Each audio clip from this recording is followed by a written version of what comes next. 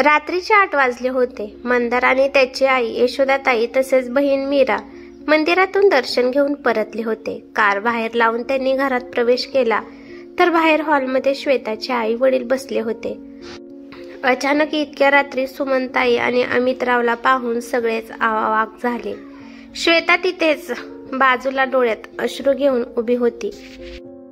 क्षणभरासाठी यशोदाताई आणि मीरा दोघीही दारातच थांबल्या.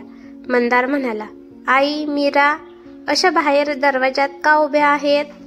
ते तिघे आत आले आणि परिस्थितीचं गांभीर्य लक्षात घेऊन यशोदाताई म्हणाल्या, नमस्कार ताई, आज अचानक कसे येणे झाले?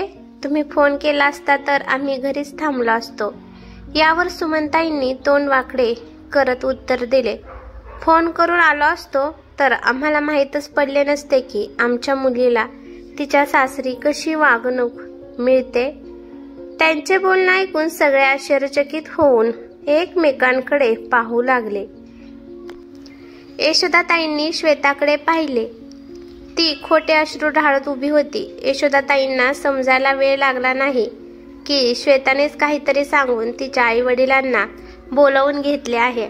ते स्वतःहून आलेले नाहीत, कारण श्वेताला सवयच होती छोट्या छोट्या गोष्टीवरून तिच्या आई वडिलांना सासरी फोन करून बोलवून घेण्याची. आणि तिची ही सवय यशोदाताईंनी 2 महिन्यातच चांगली ओळखली होती, कारण या आधी सुद्धा एकदा असे झाले होतं.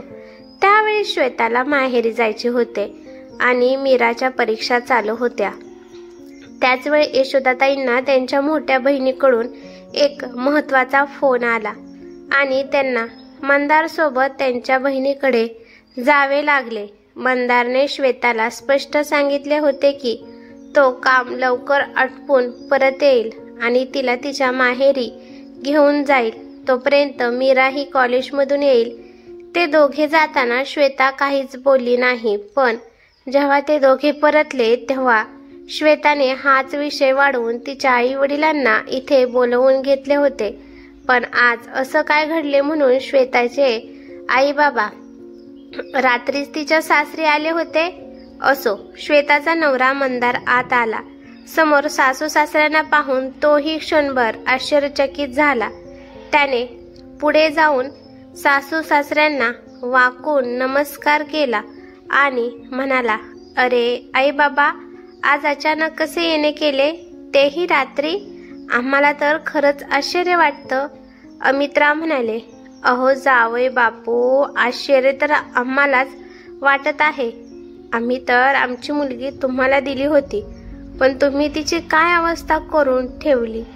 छे छे, आम्हाला तुमच्याकडून असे वागणे अपेक्षित नव्हते. क्षणभरासाठी मंदार गोंधळून गेला. तेवढ्यात यशोदाताई त्यांच्या मुलीला मीराला म्हणाल्या, मीरा, अशी काय उभी राहिलीस? जा आणि सगळ्यांसाठी पाणी घेऊन ये. मीरा पटकन स्वयंपाकघरात गेली. सुमनताई म्हणाल्या, माफ करा विहीनबाई, पण खूप झाला तुमचा पाहुणचार. आम्ही आमची मुलगी तुम्हाला दिली होती, ती यासाठी नाही की तुम्ही तिच्यासोबत असे चुकीचे वागाल. काय हो, लग्नाआधी तर तुम्ही फार सांगत होतात की सून म्हणजे आमची दुसरी मुलगीच आहे. मग आता असं काय झालं? तुम्ही तुमच्या मुलीसोबतही असेच वागता का? सुमनताईचे बोलणे ऐकून यशोदाताई म्हणाल्या, काय झाले विहीनबाई? मला काहीही समजले नाही. कृपया स्पष्ट बोला. ठीक आहे, खरंच तुम्हाला माझे बोलणे समजले नाही का? बरं, पण मी काही बोलणार आहे. त्याआधी मला सांगा की तुम्ही तिघे आता सध्या कुठून येत आहात? यशोदाताई म्हणाल्या, आम्ही तिघे मंदिरात गेलो होतो आणि तेथूनच आलो आहे. यशोदाताई प्रत्येक प्रश्नाचे उत्तर शांतीपूर्वक देत होत्या. सुमनताई म्हणाल्या, बरं ठीक आहे, मला सांगा, तुमचे संपूर्ण कुटुंब मंदिरात गेले होते? मग माझी मुलगी तुमच्या कुटुंबाचा हिस्सा नाही का, म्हणून तुम्ही तिला सोबत घेऊन गेला नाहीत? तुम्ही तिला एकटीला इथे घरात सोडून गेलातच कसे? जणू ती तुमची सून नसून या घराची चौकीदारच आहे. मंदार म्हणाला, पण श्वेताच आमच्यासोबत यायला नको म्हणाली होती. आम्ही तर चल म्हणत होतो. अच्छा, तिने यायला नकार दिला, मग तुम्ही तिला एकदाही विचारले नाही का तिला तुमच्यासोबत का यायचे नाही ते? आणि मी म्हणते काय इच्छा होईल तिची तुमच्यासोबत येण्याची जर तुमची आई तिच्या प्रत्येक गोष्टीत नाखुपसात असेल?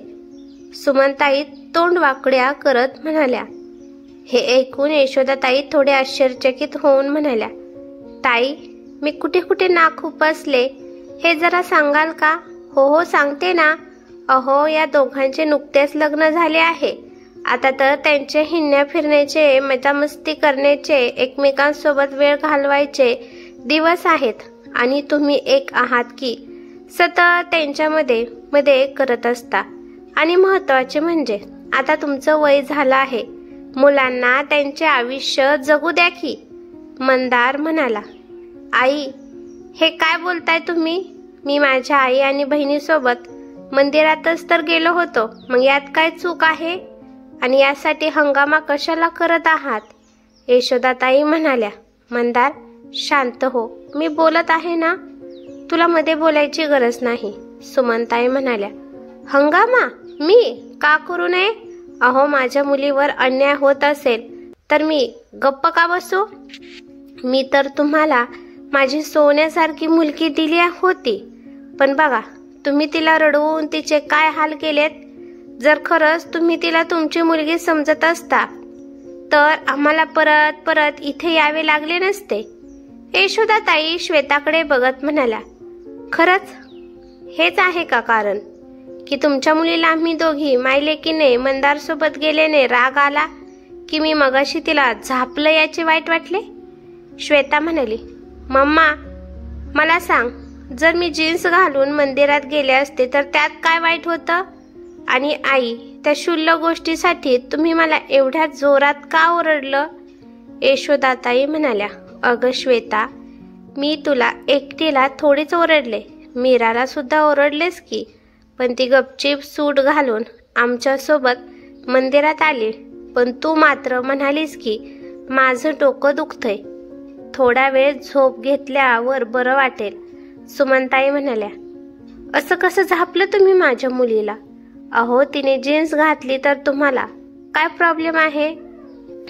अगं बाई आम्हाला माहित नव्हतं की तुम्ही एवढ्या जुन्या विचारांचे आहात.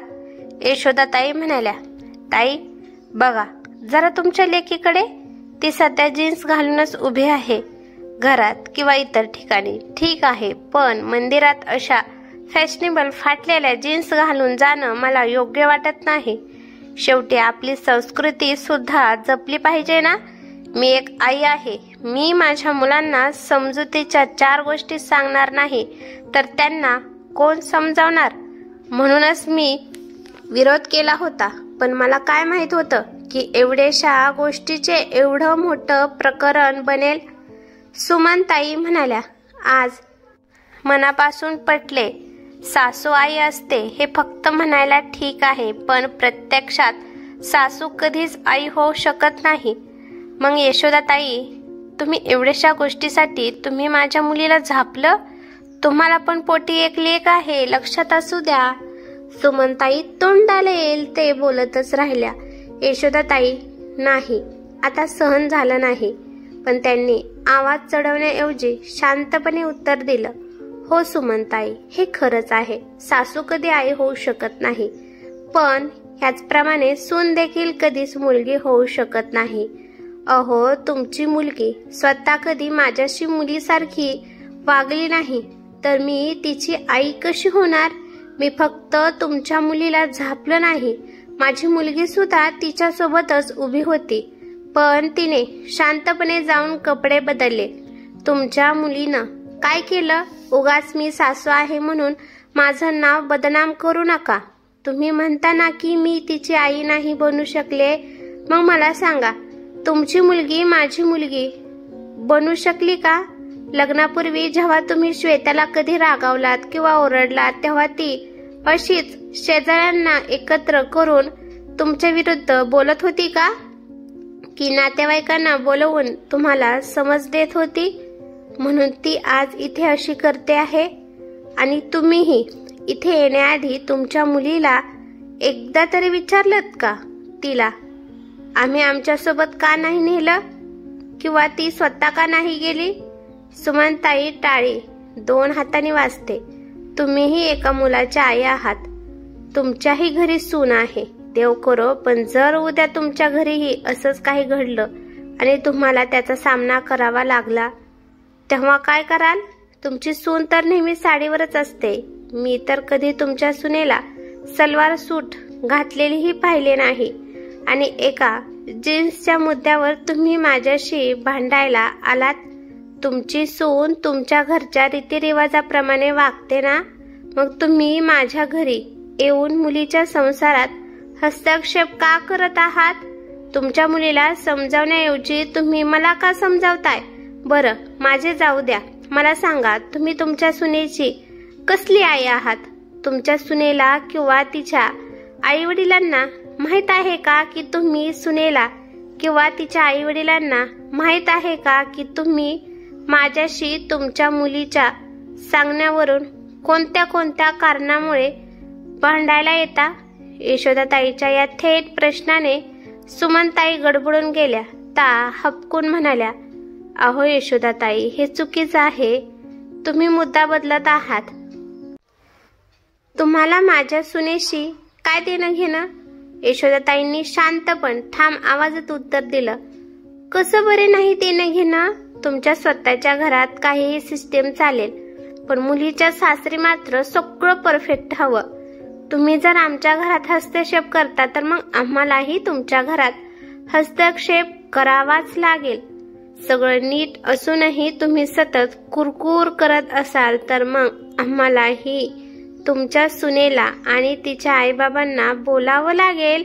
मी रोज रोज हे नाटक, हे नकली अश्रू सहन करू शकत नाही.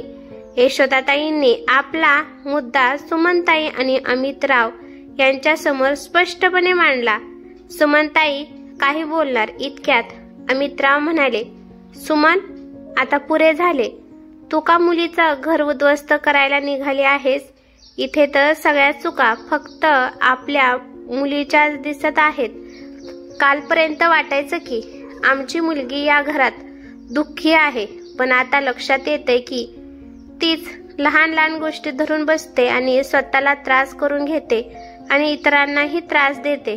जर तू सतत हिच्या संसारात लक्ष देत राहिलीस, तिच्या मध्ये मध्ये पडत राहिलीस, तर आपली मुलगी तिचा संसार कधीही सावरू शकणार नाही. पण सुमनताई काही बोलणार होत्या तेवढ्यात अमितराव ठामपणे म्हणाले, पण बिन काही नाही, उठ आता आणि घरी चल. त्यांनी श्वेताकडे पाहून कठोर आवाजात म्हटलं, श्वेता, जर पुढे असं तू छोटे छोटे मुद्दे उकरून तमाशा करत राहिलीस तर आम्ही पुन्हा येणार नाही. तुझी आई तुझ्या सुनेशी कशी वागते हे तर तुला ठाऊकच असेल. अगं, तुला इथे एवढं स्वातंत्र्य मिळालं आहे, त्याची कदर करायला शिक. असा विनाकारण तमाशा करून तू स्वतःची प्रतिष्ठा कमी करत आहेस आणि आमचीही. अमितरावच्या या शब्दानंतर श्वेता मान खाली घालून शांत उभी राहिली. त्यानंतर अमितरावांनी यशोदाताईची माफी मागितली आणि ते जायला निघाले. जाताना त्यांनी यशोदाताईंना असे आश्वासन दिले की यापुढे आमच्या घरचे कोणीही श्वेताच्या संसारात ढवळाढवळ करणार नाहीत आणि जर त्यांची मुलगी अशी वागली तर ते थेट यशोदाताईशी बोलतील. मुलीचे ऐकून पत्नीला घेऊन ते इथे येणार नाहीत, तरच तिचा संसार सुखाचा होईल. मित्रांनो, अनेकदा असे घडते की मुलीला सासरच्या घरात काही अडचण आली किंवा कोणत्याही गोष्टीची कमतरता भासली तर आई वडील लगेच उपलब्ध करून देतात. मग गरज नंतर सवय बनते आणि सासरची लोक अनावश्यक मागण्या करू लागतात. ती पूर्ण न केल्यास मुलीला अनेक समस्यांना सामोरे जाऊ लागते. तिचं आयुष्य उद्ध्वस्त होऊ शकते. जर तुमची मुलगी विवाहित असेल तर तिच्या सुखादुःखात साथ द्या, पण तिला स्वतःला काही समस्यांना सामोरे जाऊ द्या. संसार म्हटलं की थोडंफार चटके सोसावे लागतात, त्याशिवाय तो गोड होत नाही, नाही का? ही कथा कशी वाटली ते मला कमेंट करून नक्की सांगा. कथा आवडली तर लाईक शेअर नक्की करा. आणि चॅनेलवरती नवीन असाल तर चॅनेलला सबस्क्राईब करा. धन्यवाद.